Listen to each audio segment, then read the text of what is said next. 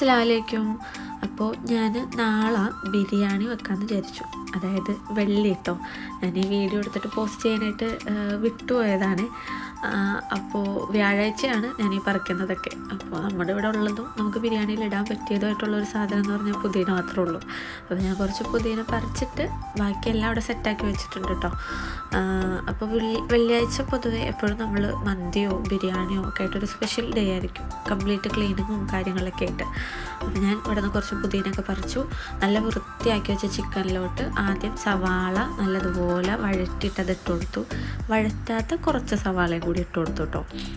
അതിനുശേഷം പിന്നെ ഇഞ്ചി, നമ്മുടെ പച്ചമുളക്, വെളുത്തുള്ളി ഒക്കെ നല്ലതുപോലെ ചതച്ചെടുത്തിട്ട് അതും ഇട്ട് കൊടുത്തു.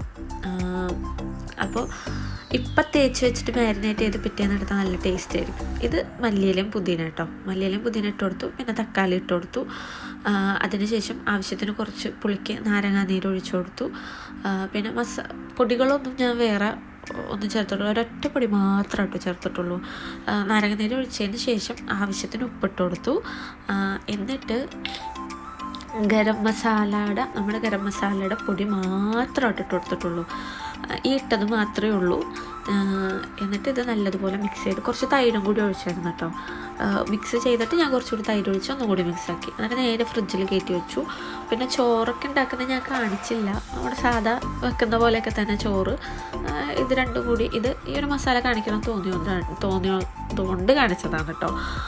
നേരെ ഫ്രിഡ്ജിലോട്ട് എടുത്ത് വെച്ച് പിറ്റേന്നായിട്ട് എടുത്തേ. അപ്പോൾ നല്ലതുപോലെ എല്ലാം പിടിച്ചിട്ടുണ്ടായിരുന്നു. അടിപൊളിയായിരുന്നു കേട്ടോ.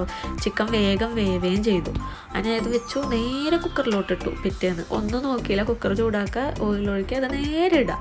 വേറെ ഒന്നും ഞാൻ ഇട്ടിട്ടില്ല. അതവിടെ കിടന്ന് വെന്ത്. ഇതായിരുന്നു നമ്മുടെ മസാല. പിന്നെ ചോറിൻ്റെ ഒപ്പം അങ്ങോട്ട് തട്ടിക്കൂട്ടില്ലായിരുന്നു കേട്ടോ.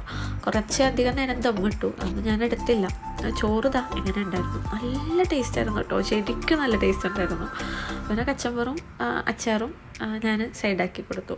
അതിന് ശേഷം വെള്ളി ആയതുകൊണ്ട് തന്നെ ഒതുക്കലും ക്ലീനാക്കലും ഒക്കെ ഉണ്ടായിരുന്നു കേട്ടോ. അപ്പോൾ ഞാൻ അതിന് ശേഷം ബ്ലൂബെറി ഫ്ലേവറിലുള്ള ചായയാണിത്. കട്ടൻ ചായയിൽ ഉണക്കിയ ബ്ലൂബെറി ഉണ്ടല്ലോ, അതിട്ടിട്ട് അപ്പോൾ അതൊക്കെ കുടിച്ച് അതിന് ശേഷമാണ് അസർ കഴിഞ്ഞിട്ടാട്ടോ ഞാൻ ഓതാനിരിക്കുന്നത്. എനിക്ക് അതിന് മുമ്പ് ഒന്നും ടൈം കിട്ടിയില്ല.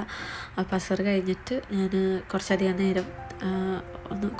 നേരം ഓതി. അത് പിന്നെ സ്വാഭാവികമായിട്ട് നമ്മൾ ഫോൺ എടുക്കുമല്ലോ, കുറച്ച് നേരം റിലാക്സ് ഒക്കെ ചെയ്തിരുന്നു. പിന്നെ രാത്രി ഈ ബിരിയാണി എൻ്റെ ബാലൻസ് കഴിച്ചു. അങ്ങനെയായിരുന്നു കേട്ടോ ഇന്നത്തെ ദിവസം.